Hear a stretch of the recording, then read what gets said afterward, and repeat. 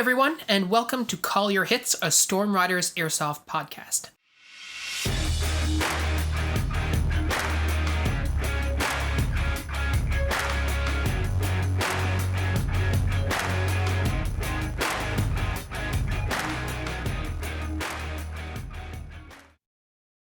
Thanks for joining us, everyone.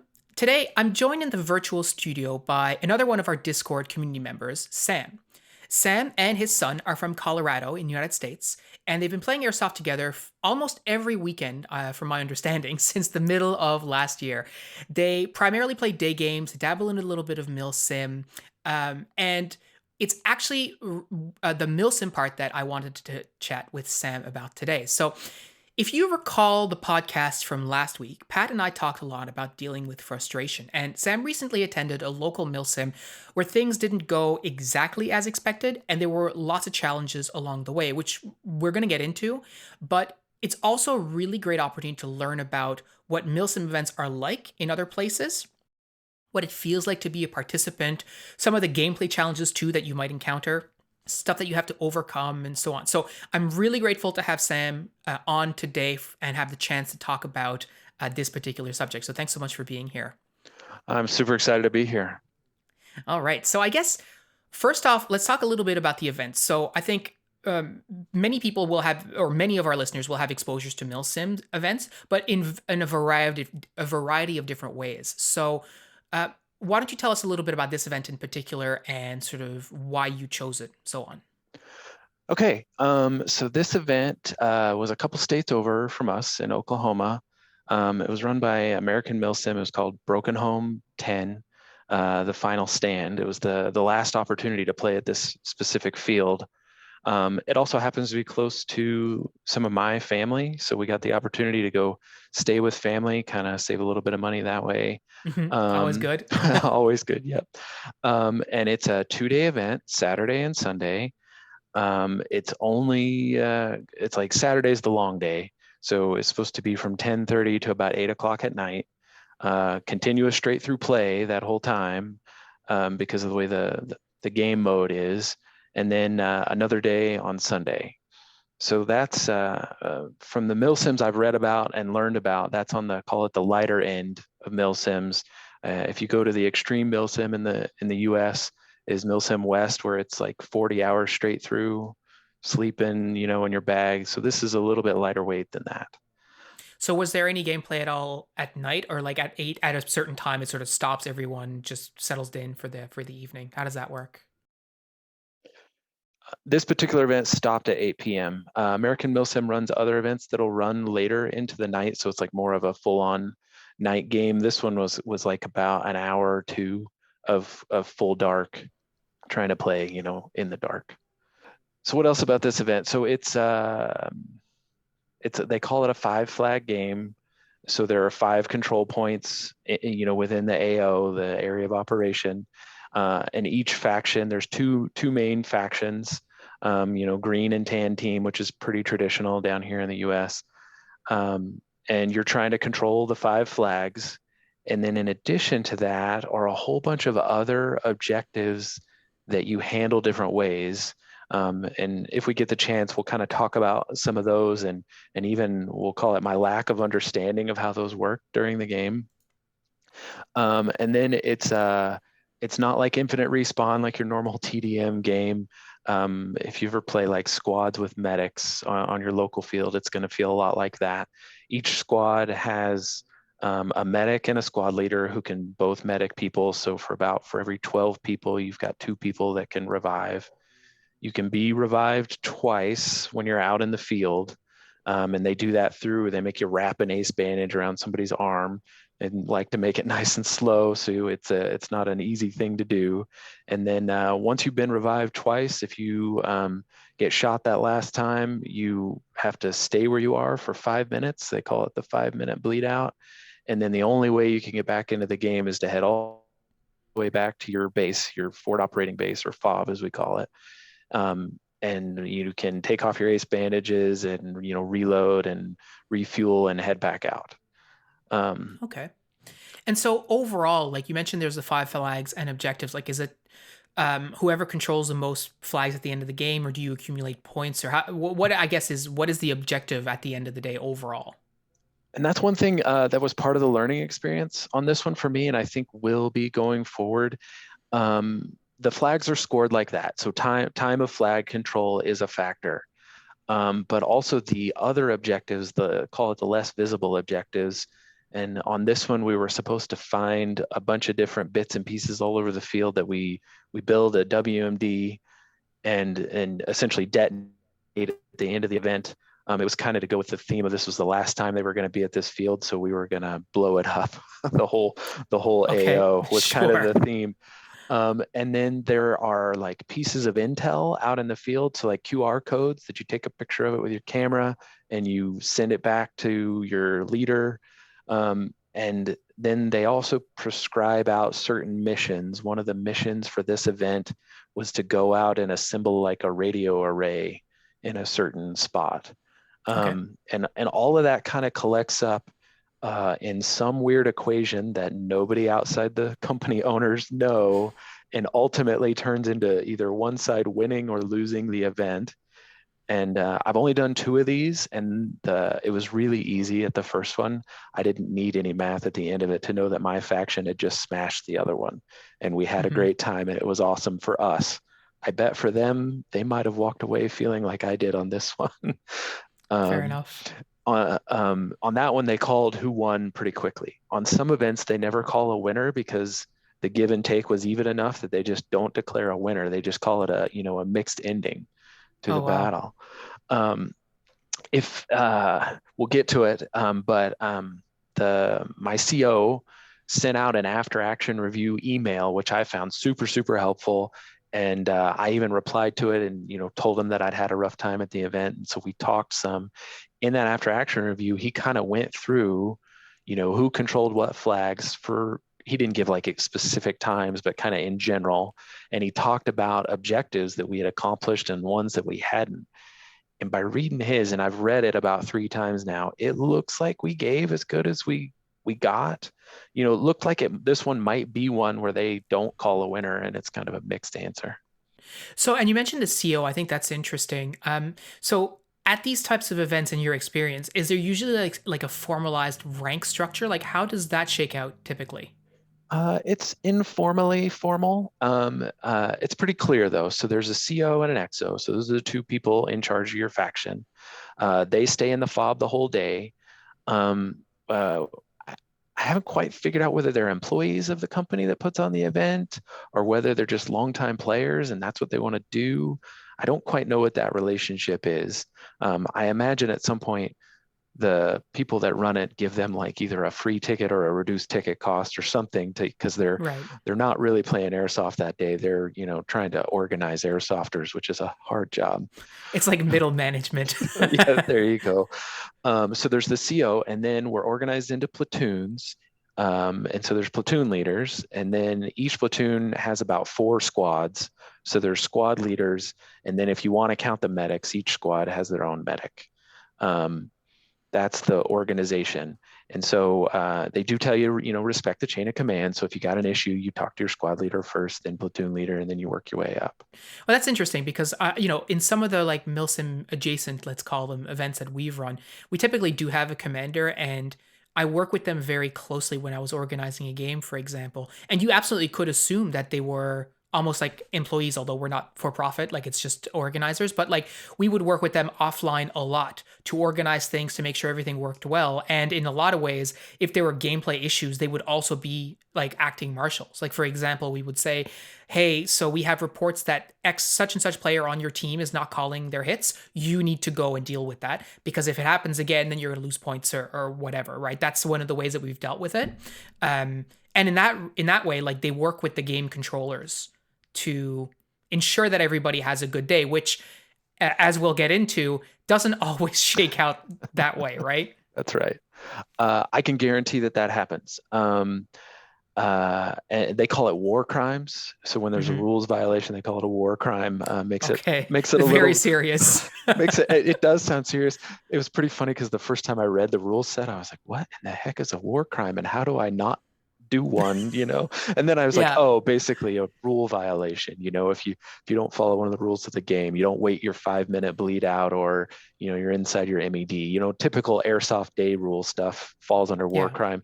There are more serious ones, like listening to the other team's radios would be a pretty serious one. Um, Hmm. something that I, you know, in all of our conversations leading up to this, I didn't tell you, Phil.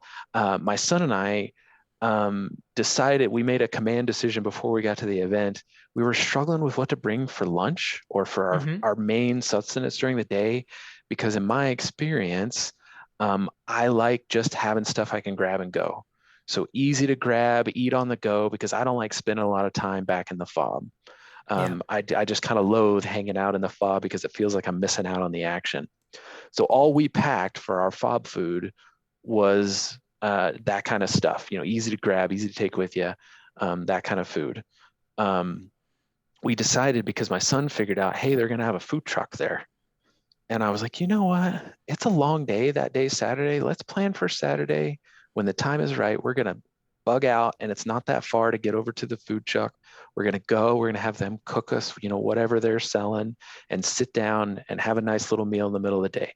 And we actually pulled that off. It happened a little bit different timing than we expected, but where we happened to sit was right next to the game controller, like the Wizard of Oz behind the curtain. Oh, wow. And so we actually got to hear our CO talking to them, and the other faction CO talking to them and talking to each other, all trying to set up kind of and orchestrate the events. You know, we were only there for like 30 minutes, but they were trying to set up, it's like, hey, this faction has this mission they're trying to do. Other CO, maybe kind of direct your guys not to just go hammer these people's face in while they're trying to do this mission.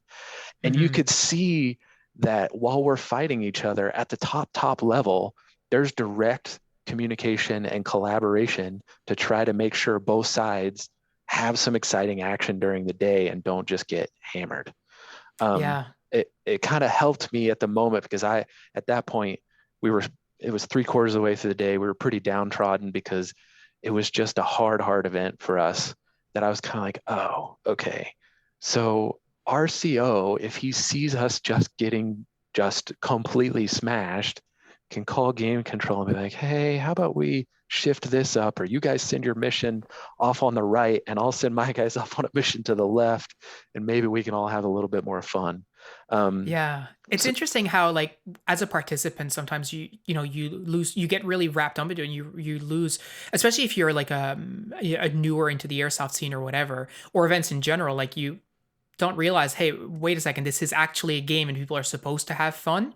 And you can have fun if it's, like a particular way, etc. But if all you're doing is losing all day, like at some point as a game, and I've done this myself as a game organizer, you'll give opportunities to the other faction or to one of the factions, and not necessarily get them to throw the game. But one thing that I think I've mentioned in the podcast, it's like, this team is doing really well. Let's give them a mission that takes a bulk of their force away to go complete something else.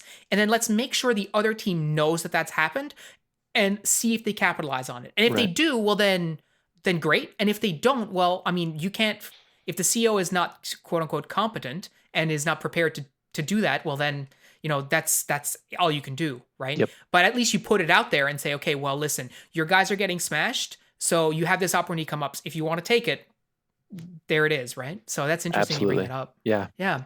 So before we get into like the event details itself, for the people who are listening who may not be familiar with this kind of stuff, like there is a packing list. Like they suggest things that you should bring. Is that right? Absolutely. They provide a packing list, and they focus on a few key things. Um, you need to bring this stuff to be compliant with the game mode, right? So everybody has to carry their own bandages to get wrapped. You have to carry a dead rag to signal that you're dead. They have a medical card, you have to carry. And then the rest of the packing list that they give you is going to be focused on what they think you need to have a successful day. And they kind of in all their communication every single time, the biggest thing that comes up, hydration is key.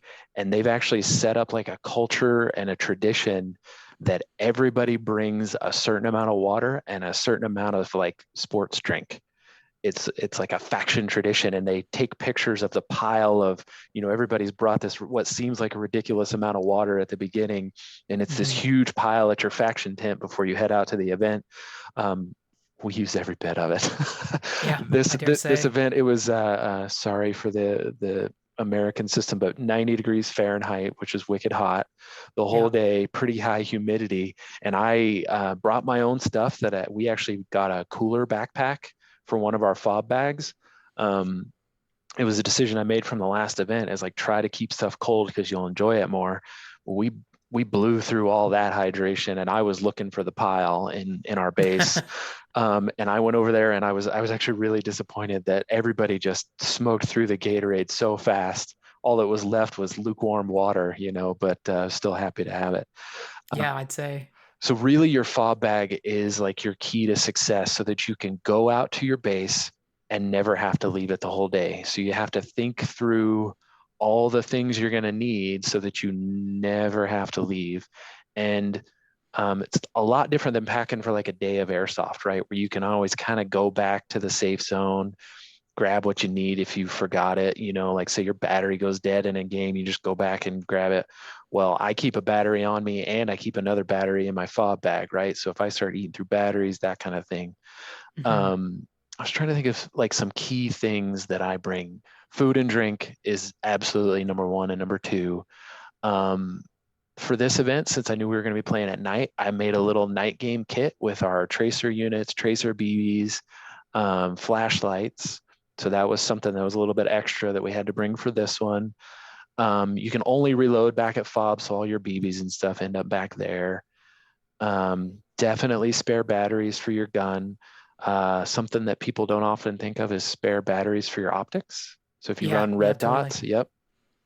And those I would actually keep on my person, because you guys have trained me so well that the red dot is the key to the universe when it comes to shooting at things, that I was paranoid about it running out on me while I was out in the field. So I kept those little watch battery type things with me the whole time.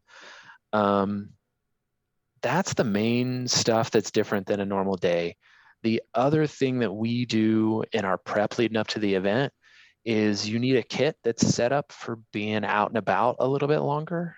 So you're allowed to carry 7 mid caps maximum, and that's more than I carry during day games. I carry like 5. I run nothing but a belt rig, but for Milsims, I add a chest rig, similar to the one I've noticed that you've switched to, and Chaz and the other guys have switched Yeah. to. So that gets me up to my mag count, gets me the ability to carry a radio pretty conveniently, and then an admin pouch for all the little extra knick-knacky stuff you want to have with you. Um, Another big difference in kit that we do, is they allow pyro, and pyro is a big part of these events. This company's kind of, everybody kind of always jokes a little bit that American Milsim, they're grenade games. It's true. It's absolutely true. You want to show up with grenades. And often I carry grenades during day games, but they're the BB slinging kind. Hmm. And I use them at my local field, and I know where I'm putting them, and I know after a short bit of game I can go back and get them. The same's not true in a milsim. Sometimes you hurl a grenade out into the universe, never to be seen again. Totally. And so we use the EG67s, which are single use pyro, and they have a nice little pop to them. A big new feature on kind of the face of American Milsim are the tag-ins. They have like hand grenades, but they also have rocket propelled grenades that you shoot out of a launcher. Those were a game changer at this event, and I'd heard that the Milsim about a month before this by the same company, that there were a lot of tag-ins flying through the air at that event. Um, the difference with those is you got to have pouches for all those grenades, and that's just not something I normally do. We also found out the hard way that an EG67, if you lay on it or go prone on it, you just crush it. And then it's not completely useless at that point, but it's harder to throw, and there's all these little like clay BBs in it that end up all over your pouch and Oh, wow. stuff. So one of the big kind of kit-based lessons learned for us for this event is find a way to carry those EG67s where you either don't lay on them, or they're actually custom made kind of hard shell cases for them so that if you roll on them, you're not going to crush them. Was a big thing Yeah. that we learned. So you've got all your kit packed, you're getting ready for the game, you're getting pumped, and you show up to the event. So let's start unpacking sort of what that day was like for you, you and your son, as well. So I guess I think to start with a safety brief, I would expect. The way they like to do it, and I understand it a little bit more now, is they offer like a Friday evening, which they don't play on Friday, but show up, get your registration. That's step one. Uh, your order choice is go to Chrono, get Chrono taken care of, and then they do safety briefings, many safety briefings, like starting at like 1 p.m. on Friday all the way through like 6 in the evening. So they do like one every hour. So lots of opportunities to get your safety briefing. In addition, we had pre-ordered some stuff. So I'd pre-ordered BBs. We didn't have to, we flew down, so we didn't want to have to haul that extra weight on the plane. And then really the only way to get pyro, since you can't bring that on a plane, is to pre-order it. So I had a Right. pre-order from the vendor that was there. So I picked that up. Um, so I said earlier that we were staying nearby with family. So I didn't want to disrupt Friday for all of the family. So my son stayed and did family stuff with everybody, with the rest of the family. And actually, just me and my mom. That's right. I brought my mom to an airsoft event. Me and my Never too mom. old to bring your mom to your airsoft event. It actually made a really nice day. She and I stopped and ate, and it was just the two of us, which you never get that when you're older. So we just hung out and talked, and we just talked each other's ears off in the car on the drive over and back. Yeah, my mom carrying around airsoft guns as we try to figure out. We had a little bit of issue with Chrono, but not a big deal. Um, so yeah, I went over on Friday. I got my safety briefing, got both registrations, got our pre-order, we bring 4 guns is my policy, because one gun me is like no gun, right? One is none and two is one. So we both had backup guns. Actually, our backup guns were ambiguous. We were all M4 format, so that we're common across everything. So he and I can just swap back and forth if we need to. Got all the guns chronoed. Leading up to the event, I failed to mention we had all sorts of gun trouble. Every single one of our guns went down, and I normally like to back up about a month and have everything figured out a month in advance. Do nothing but play with it for a month. Makes me feel real good about it. Kit, guns, and even carry extra stuff I wouldn't carry during a normal day of airsoft just to get settled. Then we go to the event. Well, I think our 2 backup guns were question marks the weekend before. And I actually went out and I put like new MOSFET units in both of them, played nothing but the backup guns the weekend before. And I was like, okay, they're good. Put it all in the boxes. Let's go. Um, and then part of that, we were trying to set him up with a high speed rig, like a 13-to-1 SSG, and make it something really nice and really fancy. We are not that good of technicians yet. And his gun would die every single weekend. Every single Oh, that weekend, we'd sucks. find a way for it to die. And he'd also been interested in a Polar Star. And so I think it might have been at the month mark. I kind of looked at him and I go, how would you feel if you got your Christmas right now? So we got him a Polar Star Jack. He installed it. So he's 14. Just I think we may not have mentioned that. He installed it, got it tuned, got it up and running, and it was just unbelievably reliable leading up to the event and through the event. The trick with that is I went to do chrono. I don't know single thing about HPA. I was like, well, there's the tank, there's the line, there's the gun. And so I chronoed it, and it was shooting way below the limit for this event. And the limit for this event's a little bit higher than our local field. And I kind of just looked at the chrono guy and was like, do you know how to make it go better? He's like, yeah. So he and I took it all apart, and you just turn that little dial on the regulator, and we got them all set up. So that was our minor bit of excitement at chrono. But that was Friday. So if we jump over to Saturday, um, right out of the gate, I was pretty perturbed.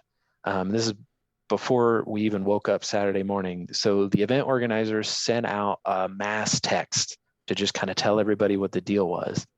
Well, in the mass text, they pushed back the start by an hour. So it was going to be 10:30 a.m. local, and they pushed it back to 11:30. I was annoyed by that because one, that's an hour of playtime, right? It's an hour of Yeah, game right. time that you're losing. And two, knowing how kind of human nature works is like, well, if you call a delay before we even show up the morning of, I will guarantee you we're going to hit some other little hiccups. It's like 400 people at the event. 400 people Hmm. are a lot of, it's a lot to get vectored and stuff. And the other thing that kind of perturbed me for us personally, they didn't move back they only do one safety briefing on Saturday. That's because they want you there and they want to make sure that you get that safety briefing so you don't miss it. Well, they kept that at 8:30 in the morning. And so for us, we were close, but not that close. We had like an hour and a half drive. So we're waking up at 6 on the road by 6:30. So we have a little bit of margin to make the 8:30 safety briefing for my son, and we did. It was fine. While he did that, gave me some time. We'd left all our mags unloaded because I follow Storm Rider tradition on that. And It's a proud tradition. It's a proud tradition. so I loaded up our mags, got all of our gear ready. He did safety. We had morning formation. It was supposed to be 9:30, so they moved it back to 10:30. Um, and there was a lot of waiting around kind of before that between 8:30 and 9:30. Oh, well, and 10:30. That's a lot of time to just kind of be ready, but not able to go. Yeah. Um, when we showed up to formation is when we hit the next bit of fun. In formation, it's both factions, so it's the only time that like everybody at the event gets all together at the beginning, so you can kind of see the size and scale of the human space there. Um, you line up but with your faction, and they line up by squad. So right, so by platoon and squad. So I start looking for our squad. Totally cool squad number. We were C4, like the exploding Yep. Can't type. ask for better. Yeah. Yeah. Kind of funny for both events I've been to with this company. I've been in squad C4. I don't know. It's just luck of the draw, I guess. So nobody was calling out C4. There was no squad leader calling out C4. So as the medic, you're like unofficially the next in the chain of command. So I went up with the other squad leaders and started calling out, "Hey, C4," and tried to collect people. Well, we only collected me, my son, and two other people. And I was like, huh, we're supposed to have 12 and we have four. And about that time that nobody else showed up, I expected, well, maybe they'll trickle in once we start the morning briefing. Start the morning briefing, which is mostly just the event organizers, thanks for coming, all that kind of stuff. A few last minute things. And then they tell us the plan to get everybody out to their bases and get going. Well, right near the end of them going through the morning briefing stuff, this guy walks up wearing nothing but t-shirt and fatigues, and we're supposed to all have all of our gear, have to have your iPro on because all the squad leaders are supposed to check iPro. And then check that they give you a wristband for safety briefing. They're supposed to check your safety briefing that everybody's clear. It's kind of the final, call it inspection, which is very not like the military because we are a ragtag bunch. Yeah. Airsofters, 400 airsofters standing close to each other. It's never going to look super organized. That's Um, right. so this guy walks up in this t-shirt and no iPro, no gun, no nothing. And his first words to me were, "I guess I'm supposed to be your squad leader." And I was, maybe just a poor choice of words on his part, but I was instantly like, what the heck does that mean? And so he told me, he's like, "Hey, me and my buddies were trying to get ready over here. We're over at this other tent. So there's a camping area for people that want to stay real close in between the 2 days." He's like, "Yeah, we're this big Coleman tent over, yonder." And he tried to give me directions. Like, okay. He's like, "Come by, we'll get set up on radios. We'll all say hi before we head out to fob." And then he kind of just walked off. And about that time, the formation announcements and stuff finished. And it was actually my son kind of looked at me and he had a few choice words for about what he thought of our squad leader already, which I won't repeat here. A good start to the day, though. Hey. Yeah. And so we kind of started talking with the other two people that showed up. Turns out they were a married couple, super nice. They were from a different state, Arkansas. Nice couple, seemed ready to just kind of go with the flow and stuff. And so I thought about it for a second, and I kind of, head hang. I was like, well, time to medic up and, let's take this little group of four and let's go find this guy. But before we did that, the CO and XO and event coordinators all stand up near the front during the briefing. And since it just ended, I was like, I'm going to go talk to my CO about this unenthusiastic squad leader I just got introduced to. I went over there, couldn't find the CO, found the XO, told him what had happened, told him who the person was because the guy told me his name. And also, I didn't mention they have in-game admins. You mentioned about game control during the game for rule violations and stuff. They do have Hmm. in-game admins, so they're people that play. But if they see a rule violation, they're supposed to stop, take care of the situation, and then move on, Right. and then get back. Or if there's a safety issue, they're supposed to jump in and help. And so I told the XO, it's like, hey, the squad leader came over, kind of didn't seem that ready. Um, Said he was an in-game admin, so he probably wouldn't be playing with us much of the day. And the XO was like, who is it? And I told him, and he goes, oh, he's not an in-game admin. And I was like, what is that even? Okay. So I was like, you know what? If I can't find this guy again, I'm just going to take this group of four. We're going to be your squad C4, and we'll just do it that way. And he goes, yep, I'm not going to get in your way. If that's the way it needs to be, that's the way it'll be. And I was like, okay. So I felt a little bit empowered.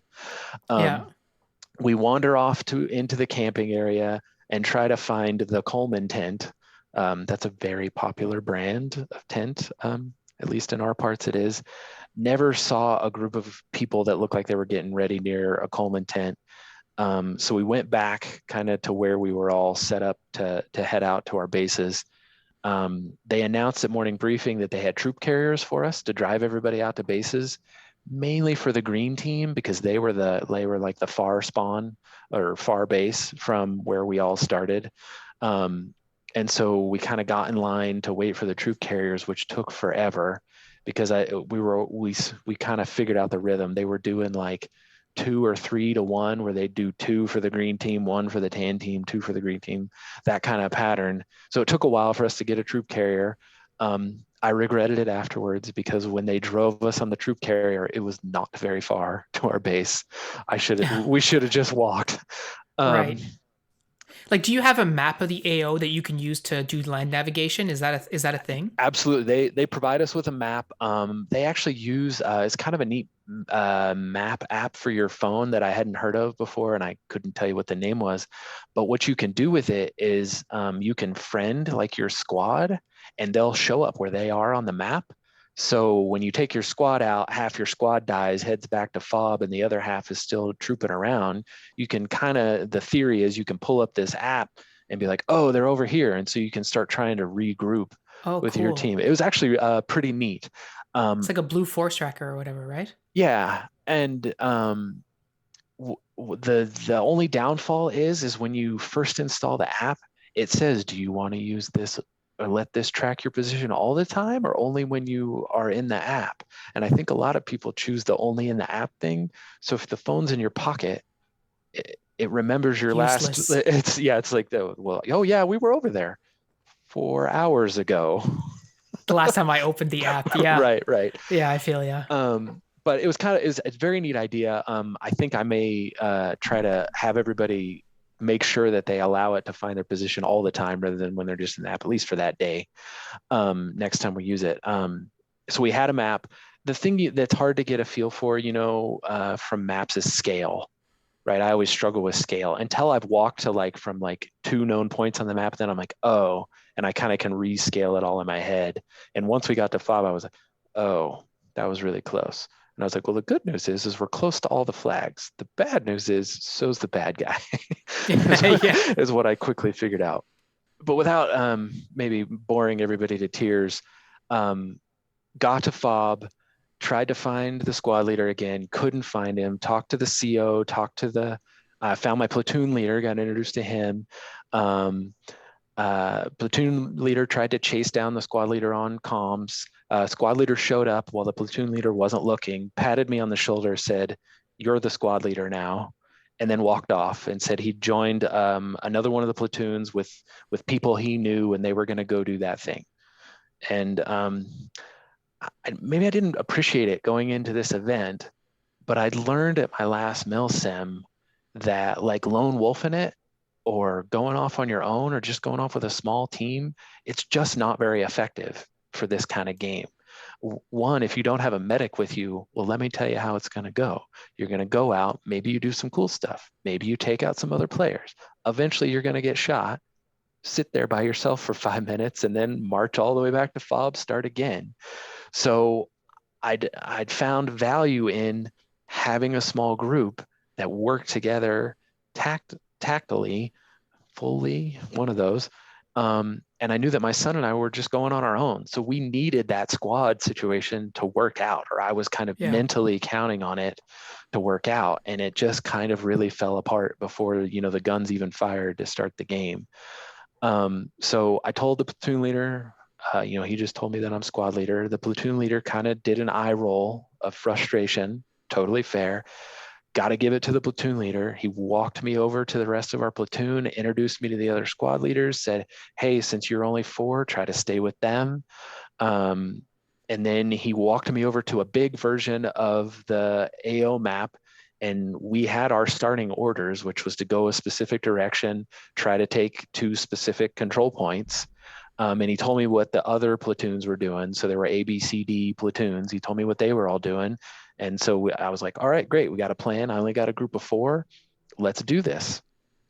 Went over to my little group of four, little cute, little adorable group of four, told them what was up. The husband of the husband wife team pulls me to the side and lets me in on the next bit of fun for the day. He goes, "Hey, my wife's 20 weeks pregnant. So we're going to take it a little bit slower today." And I kind of just was like shocked. That's not a personal choice I think me and my wife would have made when she Yeah. was that level of pregnant. And I'm thinking to myself, I'm like, it's already 90. It's close to 100% humidity. Just hauling my fob bag, the little tiny march we did from the truck to the base was got me a little winded. I'm like, oh my gosh. And so now I've got like this kind of extra, real world medical, that's not a situation, but it could be, right? It's like one of those It's a things factor. It's it's definitely a factor. right. And so another thing about me and my son is we like to move really fast. We like to push to the front. We like to bound from cover to cover. That's the way that we like to do it. When you're a group of four and I'm the medic slash squad leader, we became the slow little squad for the day. Um, Hmm. so that's all the lead up, which was a lot of lead Yeah. up. So eventually we started the game. We did push it back, I think another 35 minutes. So start X was at 12:05. They kept index at 8 p.m. So 8 hours straight through continuous play in front of us. Still pretty excited at that point. Looking forward to the event. And really from the gun, our first trip out was pretty solid. Had a good time. We pushed, we basically followed orders. We pushed to the two control points they told us to take. By the time we got to the first one, it was already clearly ours and swarmed with our faction. So we just passed it and headed to the next control point. At the next control point, we quickly took it, got in a firefight. It was kind of on the edge of there was a central town in the AO, and actually, I kind of criticized it at the time, and even afterwards, it was a kind of an interesting strategy to me. Um, when they told us to go take these two control points, which were there, a lot of the control points were around the perimeter of the town. I guess maybe three of the five were around the perimeter of the town. They're like, get the control points. If it looks like you can push into town, push into town, but we don't really want the town. And so that was a early on tactic that they took. And I didn't think of it until afterwards. But if chess has taught me anything, you got to control the middle or it's quickly not going to be your game. And Yeah. so, I mean, we did what they said. And of course, we couldn't have taken the town, our platoon, because we got that second control point, which was like on the side of town, if you will. And the second we took it, we started taking fire. And I went into medic mode, and I probably medicked like 10 people all around me. And eventually I died trying to medic two guys that were just completely pinned down right by the flag. But still a pretty solid first outing. It was our first kind of feel for the AO. AO was brutal. Our fob was on the south side. Main map was to the north of us, and then the other team was coming from the north. Lots of elevation change on the AO, and lots of pretty dense woods, not super crazy like I imagine Canada dense woods, but Yeah. respectable. Um, and the other feature of the AO, so it was starting to be fall time down here. So about half the leaves were down and half of them were up. So we had good shade, which was nice. Um, but all of the ground was littered in rocks that were like head size to fist size and then covered by leaves. So every step I felt like I'd take was like an ankle breaking, endeavor. And so there was no like sprinting, like glorious sprints to, die shooting or anything like that. Right. Yeah, of course. There was a lot of stumbling around trying to be quiet in the woods that happened. So very challenging AO. Our base was at a lower elevation to a lot of the map. So, when they say it was uphill both ways and, that kind of thing, felt like we were fighting an uphill battle the whole day. And really the little part of the map between our fob and the town and those two control points felt like where I lived me and the squad lived the whole day. And basically constantly fighting up a hill. We were coming, our fob was in the woods, and we were trying to emerge out of the woods to the town if we ever even made it that far. And always uphill. So we'd like start up the hill and you'd start taking fire. Everybody on the squad would go prone, trying to get behind whatever little bit of log you could find. And eventually we'd lose the war of attrition, where eventually they just get a BB on you and you die. You try to medic people as you go. The whole squad would get wiped, head back to fob, drink some water, try to feel good about yourself, and head out. And we got pretty frustrated.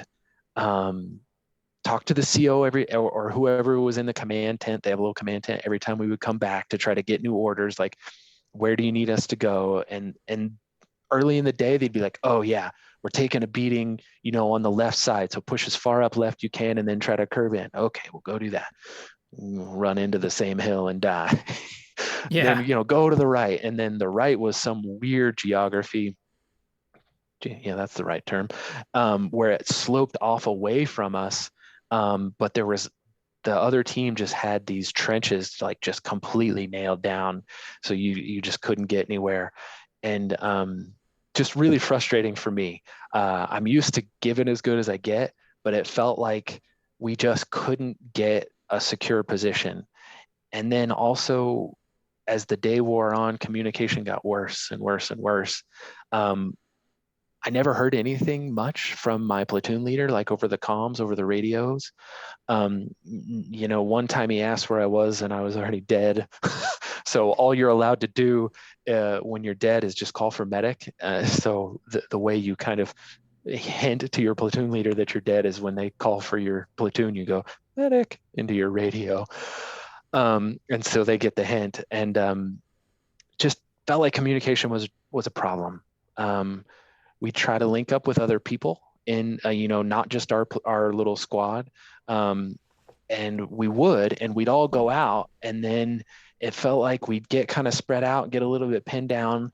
Everybody'd get locked in behind their cover if they had it and stop talking to each other. And then again, just die. Right. Yeah. And it felt very frustrating to us. It's like the myth of Sisyphus, right? Pushing the boulder up the hill, and then you get to the top only to have it roll back down, and then Right. on the way back down to pick it up, you're sort of contemplating your life choices, like, why am I doing this, right? Yep. And either you got two options: you walk away from it, or you just embrace the absurdity of the whole thing and just keep on pushing, right? Yep. And then my son took it a little bit harder than I did. It was his first Milsim, right? So, um, and maybe for the listeners out there, what I would encourage them to recognize about all this is it is a different kind of game than a day game. Super important to recognize that. The game mode, it's not your standard TDM where you can just run in there, guns blazing, you get shot, no big deal, walk back and respawn, and you're back in it. Um, and it's designed to be that way. And I think it kind of has to be because it's such a big game. The game never stops. So you need something to kind of tone it down a little bit, or everybody's going to just be worn out, 2 hours Hmm. into it.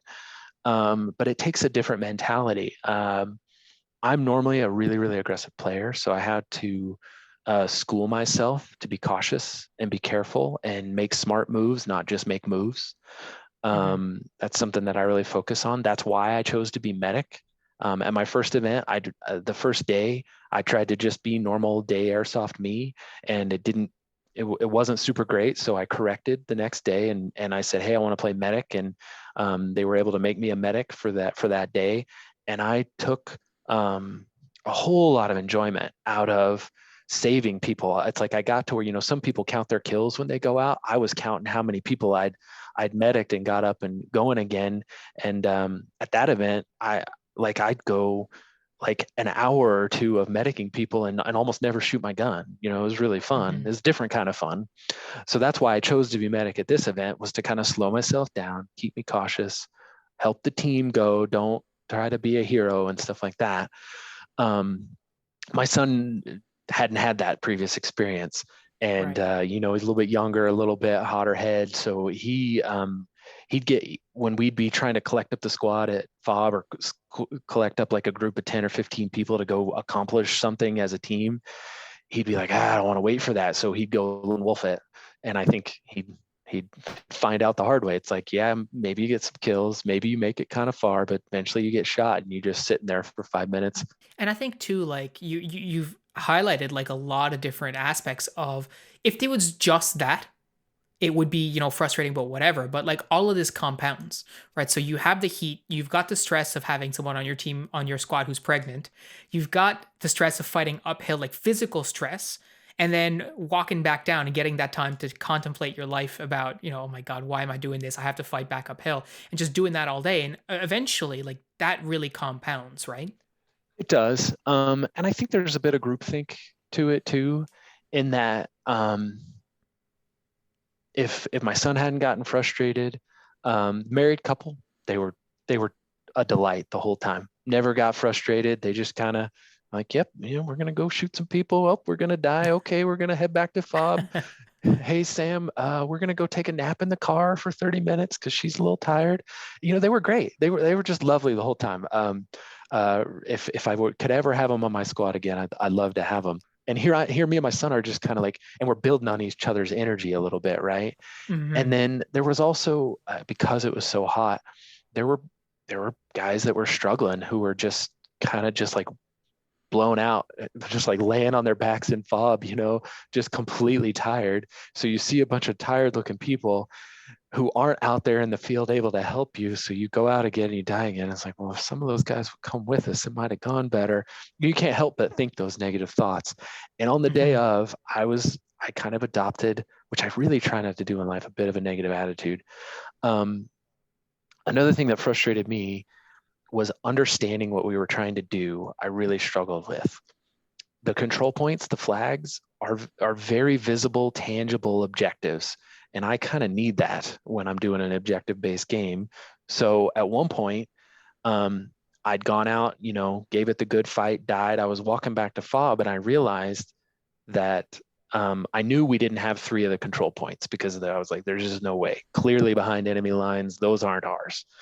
Hmm. And I walked past the two that we had been holding most of the day, and they'd both been flipped to the other team.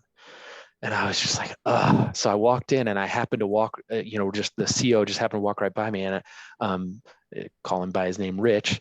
I was like, Rich, we don't have any of the control points. And he goes, oh, I don't care. And I was like, what? And he goes, oh man, let me show you how we're killing it on all these other objectives. And so the non-visible objectives, like finding intel from the other team, collecting, these jars and tanks that we had to collect and bringing them back to fob, collecting like, servers that they had, which were just old beater computers that they had, that were like, oh, if you find a computer, bring it back to base. So all those kind of objectives, and I mentioned it at the beginning, he went over that in the after action review, we were killing it on.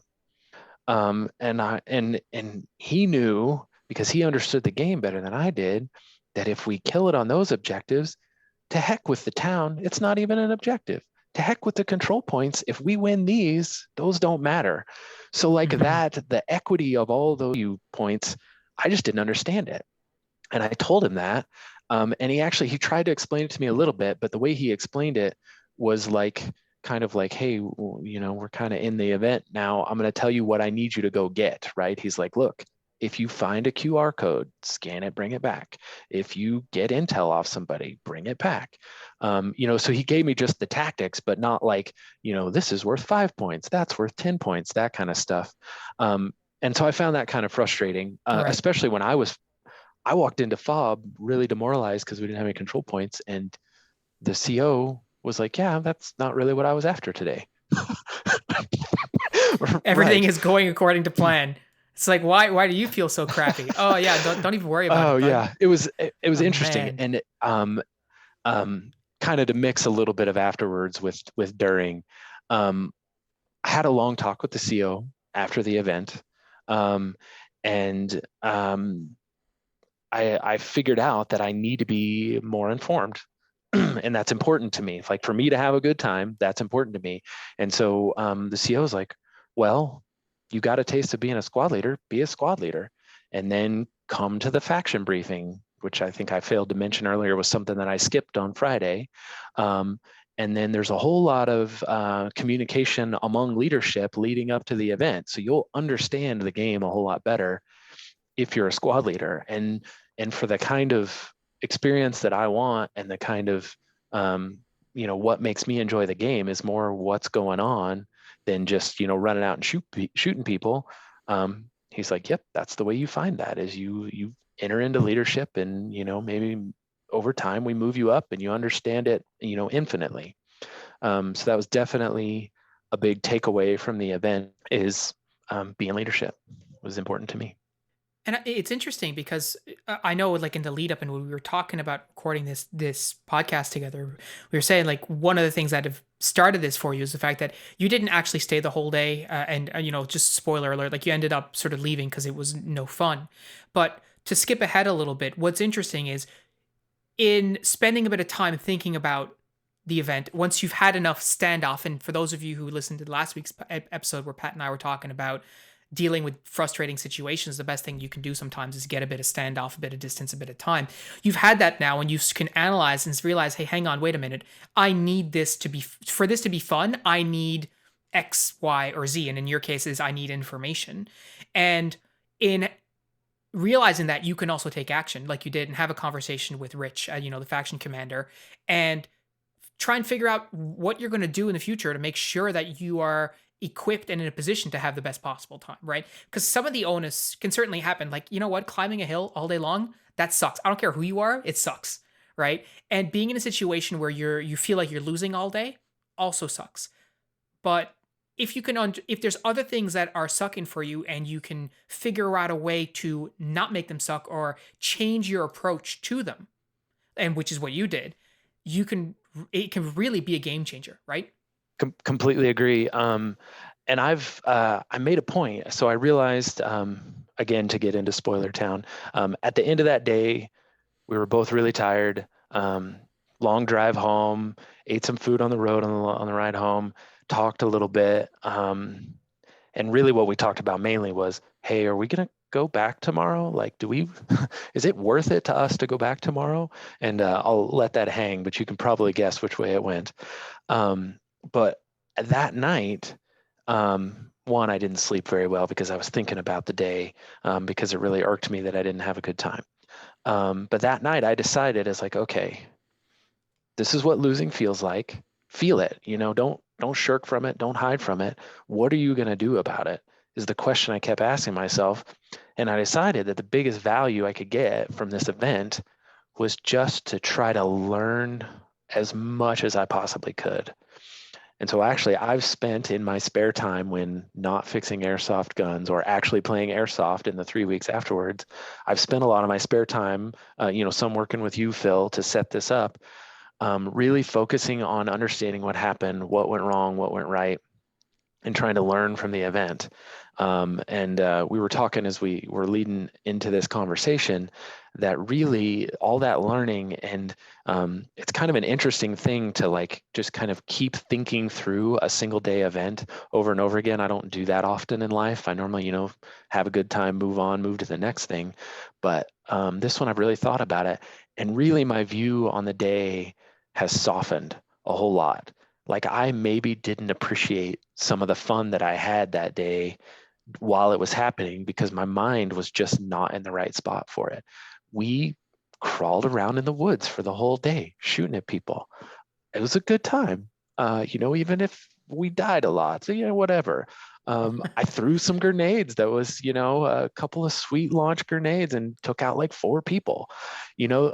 Those little things happened. And it's important when you're having a rough time, if you can find those things real time, it's gonna be super helpful. I think in some times I did because we stayed till very close to the end of that first day. We were both tempted to leave. My son called it quits about the time sun went down.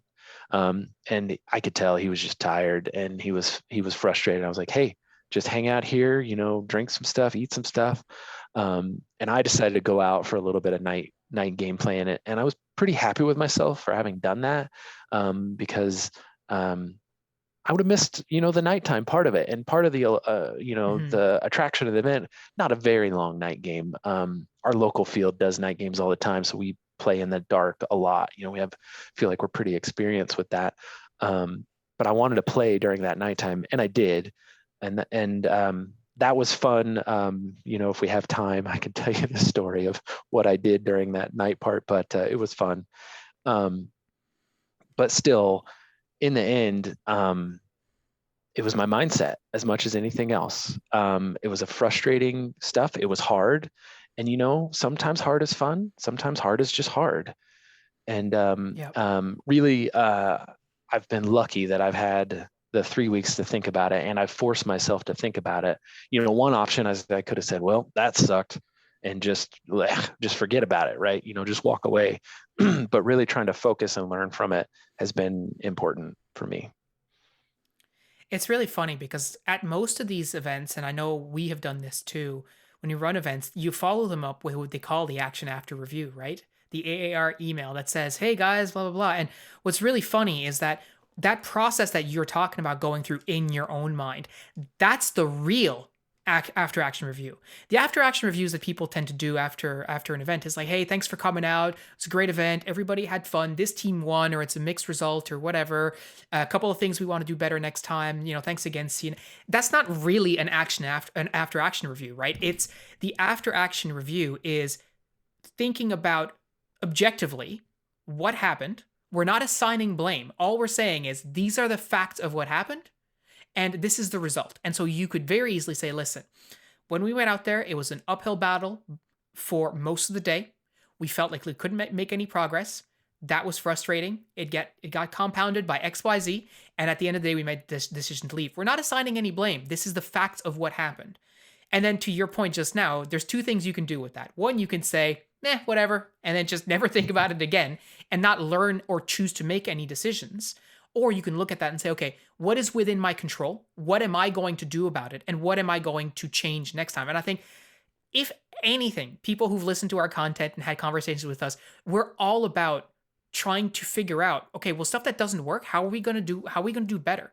Right? Whether it's a piece of kit, whether it's, a mission that you're doing in a game or whatever, or to your point, if your mindset isn't supporting you having fun at a particular moment, what is it that you can do next time to make sure you can have a little bit more fun? And I think you've certainly nailed one of those things for yourself. And I think, to be honest, only you can answer those questions for yourself at the end of the day, right? Like for you, having the information about what the overall strategy is a part of having fun. Other players they might not give a crap, and that's okay. That's to each their own, right? But if you know that you need that, then next time you go to a game, you might not skip that initial brief, right? Right. Yeah, absolutely. There were some another parts of the after action review that were super helpful. I really have to give a great shout out to the CO Rich.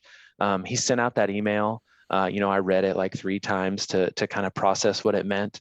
I did find a lot of validation in there. He owned that there were certain aspects of the event that we didn't kill it on, and uh, that was important for me to see that because I saw it real time. I was out in the firefights losing them, and the reasons I was losing them were in his after action review. Um, and then, at the end of it, he said, "Hey, if you've got any feedback, let me know." And he actually said in there, "I prefer the bad to the good. Good feedback's always easy to take, right?" So Yeah. I sent him a real simple note, and I said, "Hey, I had a bad time. I want to talk about it. Here's my phone number." He called me the next day.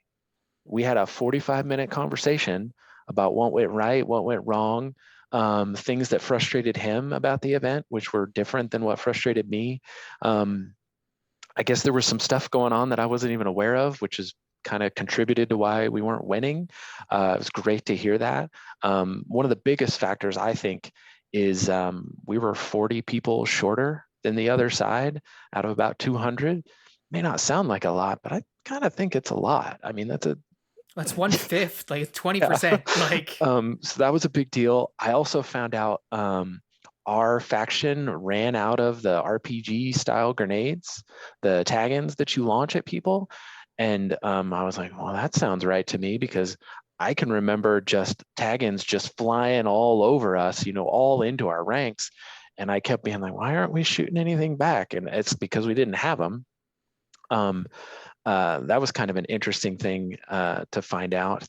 And then another way from that talk with him that I learned we kind of got dominated is they allow player operated vehicles, and they can be kind of two styles, like troop carriers, just to help people get to different parts of the fob quickly, or they can be like assault vehicles where you have an LMG on the top and I don't know if it was in the rules or not, and this may have been one of the things that was kind of outside. They had one where they had an LMG on top, and in the behind the LMG gunner was somebody launching tag-ins into the woods. I mean, it was just this overpowered thing, and yeah. it was really, really telling that towards the afternoon, once our faction had figured out what it meant when they saw that particular vehicle coming, is we'd all run and hide in the woods. It's like, forget trying to shoot at that thing. Just hide till it drives past, let it do its damage, and then we'll keep trying to fight against the people. I mean, that was Hmm. kind of a telling thing to learn. Is I guess they had like 4 of those, and we had one of that style thing. And also because they controlled the middle, the town, well, that's where the road was around the perimeter of the town. So they could just drive loops around that town, launching their grenades and LMG fire into the woods, and we couldn't get to the town. So yeah, we were Yeah. just kind of, and it's all the pieces clicked in place. Um, it was helpful to find that out and kind of understand what was going on there. Yeah. And I mean, to anybody who's listening, if you've had a similar experience, like you should be listening to Sam and thinking, it's like, hey, hang on. So he felt like he had a crappy day, but by the sounds of it right now from our conversation, like you're not opposed to going back. And a lot of that comes from the fact that, hey, hang on, we've taken a second to chill out about our initial sort of boiling blood, so to speak, and then have a couple positive conversations around, okay, well, what did with ourselves, number one, and also with the game organizers. Say, guys, like, I didn't have a great time. Here it is, just no judgment, but these are the things that pissed me off. And then once you get that validation, then you don't feel like sometimes I feel like I could, like when I'm in that situations, like, am I the only one who feels this way? Like, am I crazy? Is this me? And when you hear it from somebody else, be like, no, man, like it's not just you. That helps a lot, right? That helps contextualize things a lot and allows me to sort of stand off a little bit and go, okay, hang on. Whoa, it's not just you, Phil. Like you just take a second and breathe and then figure it out. And I think you get a lot of that, right? By taking that action. We do. Because you mentioned it, we're already in the planning phase for going again. We haven't quite picked our event yet. Um, we didn't really hit on it during the conversation, but part of this, where things went a little bit squirrely on us. So my first Milsim, which was back in the spring timeframe, I went with 7 teammates, and we were basically already a squad. We already knew each other. We knew our styles. We knew what everybody liked to do. So that went a whole lot better. We brought our squad basically. Hmm. Um, so one of the things is we picked this event early, and we picked it almost solely on geography. It's like, well, my parents live here and it's right there. Let's do that. Let's do the combo weekend thing. Um, and the problem is that no one else in our community here in Colorado picked it. Hmm. Um, what they all picked was the event the month before, and I think Colorado fielded something like 50 or 60 airsofters, all people that we know, varying degrees, of course, but like a good part of the Colorado airsoft community went to the one that was a month earlier. Hmm. And so that what that all the kind of corollary is, they were all too tired, or spent too much money on that one to come to the one a month later. And we tried at one point to switch gears to go to that earlier event, but there were just too many things against us. And that one, the AO, is so in the middle of nowhere, it's like ridiculous. And we just couldn't cobble together a plan that would work to kind of shift gears and go to that other event. Yeah. So part of our lessons learned is, well, before you pick an event and like buy your ticket, because it's a good bit of money, ask around, see if anybody's going. Certainly start with our team and try to strong arm them into going with us, because we know those guys. We play with them all the time, and we know how they operate. But if you really want to do the event and that doesn't work out, go to the bigger community. And actually, I've talked with so Chaz and I are not on the same team. Hmm. We run in the same Colorado airsoft circles, but I've actually talked with his team lead and with Chaz a little bit. They've got an event in February that they like, and they're going to go. And they were game to have me squad up with them. So that's the one that's got the most potential right now, but we're still in the planning phases.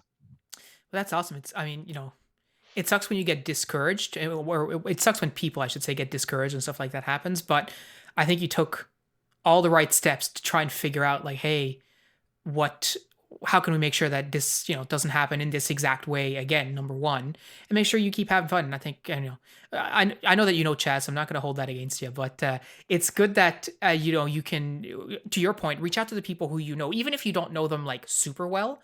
I know here in our community, like, it's a much smaller community than what you guys have in Colorado, obviously, but like, there's no reason that you couldn't talk to people in your community and say, guys, like, I'm interested in this. Is anybody else interested in it? Right. And worst off, you find nobody and you just have to do what you were planning on doing. Best case scenario, find a couple people that you can squat up with, and that definitely can help you have a better time in a lot of cases, right? Because you, like you said, you have a squad of people and stuff. But the important thing, I think, from our conversation today is, if you find yourself in the kind of situations where things are going squirrely, going sideways, the one of the best things you can do is actually take action, like figure out. And I think from our conversations, even right at the start, you were saying like, well, I was calling C4 and nobody was answering, and I went, okay, well, I guess I'm doing this now, right? Yeah. If you had not done that, if you had not taken action, who knows how that would have gone? Or maybe your son would have jumped in. I don't know. But in general, right? Like, if you're in a situation where things aren't going the way you want to, one of the best things you can do is do exactly all the things you described today, which is take action, try and take a little bit of ownership, try and take the initiative, and figure it out. And the same thing, same goes in your thinking and how you process what happens after the fact, right? So, yeah. Yeah.